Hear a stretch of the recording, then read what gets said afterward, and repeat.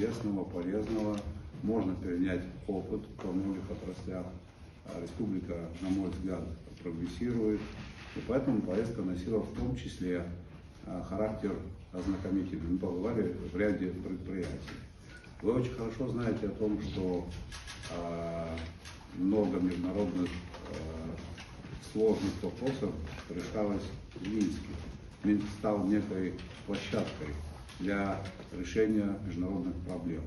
Вы знаете о том, что женевские дискуссии у нас, скажем так, в последнее время не проводятся. И, конечно же, Женеву мы уже не можем считать нейтральным местом. А Минск мог бы стать и является нейтральным местом, где могли бы проводить мы дискуссии по безопасности по Закавказью. Та же Женевская площадка могла бы быть в Минске.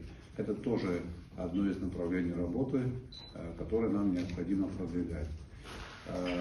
Ну и взаимодействие в области экономики, развития экономических связей.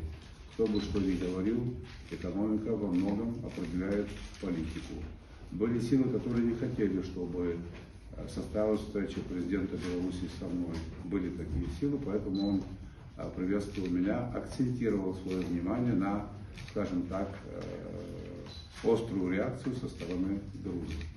Контакты будут продолжены, они полезны, они принесут огромное количество, как я предполагаю, добрых дел.